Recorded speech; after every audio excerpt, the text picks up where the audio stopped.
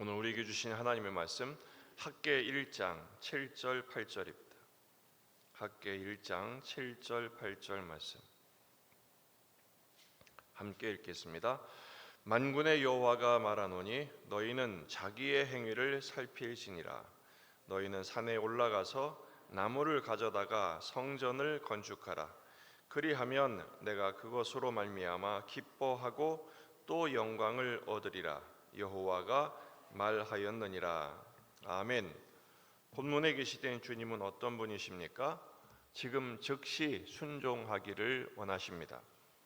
8절 너희는 산에 올라가서 나무를 가져다가 성전을 건축하라. 그리하면 내가 그것으로 말미암아 기뻐하고 또 영광을 얻으리라. 이렇게 말씀하시죠. 학개를 통한 하나님의 말씀은 분명합니다. 성전을 건축하라 라는 것이죠. 하지만 이미 18년이나 지연된 중단된 성전 건축 공사에 대해서 이 백성들은 이렇게 말합니다. 2절에 여호와의 전을 건축할 시기가 이르지 아니하였다. 아직 멀었다라는 것이죠. 이런 그들의 행위에 대하여 주님 말씀하십니다. 5절에서도 너희는 너희의 행위를 살필지니라. 7절에서도 너희는 자기의 행위를 살필지니라.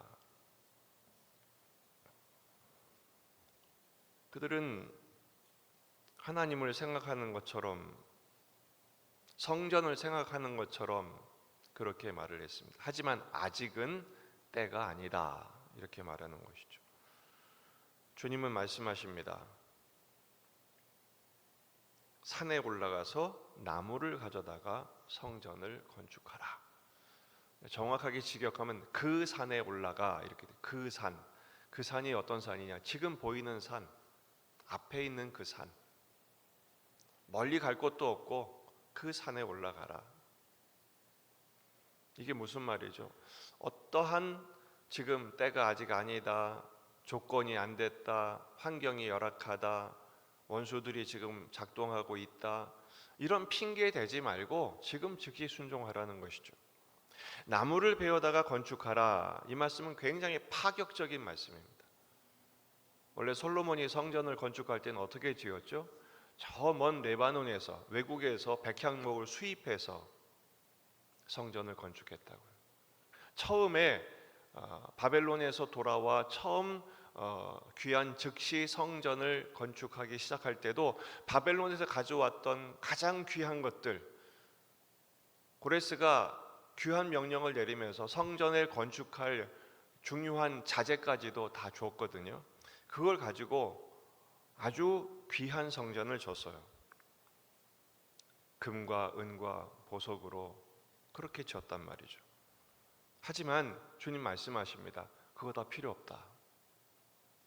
지금 당장 눈에 보이는 산에 가서 나무를 베어다가 가져와서 성전을 지어라 라는 것이죠. 하나님 보시기에 가장 귀한 자재는 금은 보화가 아닙니다. 귀한 백향목이 아닙니다. 하나님의 성전을 짓는 가장 중요한 제목은 애통하는 마음입니다. 성전이 황폐한 것으로 인해 애통하는 마음이죠. 여전히 이 핑계 저 핑계로 하나님의 말씀에 순종하기를 지연하는 그런 자신에 대한 애통하는 마음인 것입니다. 두 번째 가장 중요한 성전의 자재는 지금 당장 순종하는 자세예요. 믿음으로 순종하는 것이죠. 하지만 이스라엘은 어땠습니까? 아직 성전에 건축할 시기가 이르지 않았다. 이 말은 수동태인데 수동형 동사예요. 성전을 생각하는 척합니다. 경건한 척합니다. 하지만 이 핑계 저 핑계 대면서 차일피일 미루다가 18년이나 흘러왔어요. 자기 생각을 고집하는 것이죠. 순종을 막는 가장 중요한 걸림돌이 이겁니다. 자기 고집입니다. 하나님의 말씀보다 내 생각, 내 감정, 내 뜻, 주님 말씀하시죠. 아무 나무라도 괜찮다. 지금 빨리 지어라. 놀라운 사실은 8절 하반절에 그리하면 내가 그것으로 말미암아 기뻐하고 또 영광을 얻으리라. 솔로몬의 성전만큼 화려하고 장엄하고 멋진 성전이 아니어도 좋다. 나무로 지은 지금 즉시 순종하는 성전도, 그렇게 지은 성전도 내가 연락하겠다, 기쁘게 받으시겠다라는 말씀인 것입니다. 지금 우리는 새롭게 건물을 지을 필요가 없습니다. 왜냐하면 성전이 아니니까요. 교회는 건물이 아니니까요. 그럼 우리는 어떻게 이 말씀에 순종해야 될까요? 지금 그 산에 올라가 나무로 성전을 지으라는 말씀은 무엇일까요? 첫째, 처음 사랑을 회복해야 합니다. 우리가 자꾸 미적거리고 주님의 뜻이 분명한데도 자꾸 생각을 축소시키고 왜곡시키는 이유가 뭡니까? 주님을 향한 처음 사랑이 식어져 버렸기 때문입니다. 계시록 2장 4절, 그러나 너를 책망할 것이 있나니 너희 처음 사랑을 버렸느니라. 그러므로 어디서 떨어졌는지를 생각하고 회개하여 처음 행위를 가지라. 만일 그리하지 아니하고 회개하지 아니하면 내가 내게 가서 내 촛대를 그 자리에서 옮기리라. 사람의 마음은 자꾸 환경을 보고 조건을 보고 상황을 보게 되어 있습니다. 우리의 시선이 하나님을 바라보아야 합니다.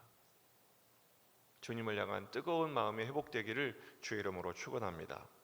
두 번째는 즉시로 순종하는 것입니다. 비록 부족하다 할지라도, 작은 순종이라 할지라도 수동형이 아니라 능동형으로 주님, 제가 주님 뜻이면 하겠습니다. 주님 뜻이 아니면 멈추겠습니다. 이런 순종이 필요하죠. 순종에는 세 단계가 있어요. 즉시 순종, 온전한 순종, 끝까지 순종. 근데 여러분, 끝까지 온전한 순종을 기대하기는 어렵습니다. 작은 순종이라도 지금 즉시 하는 것이 중요합니다.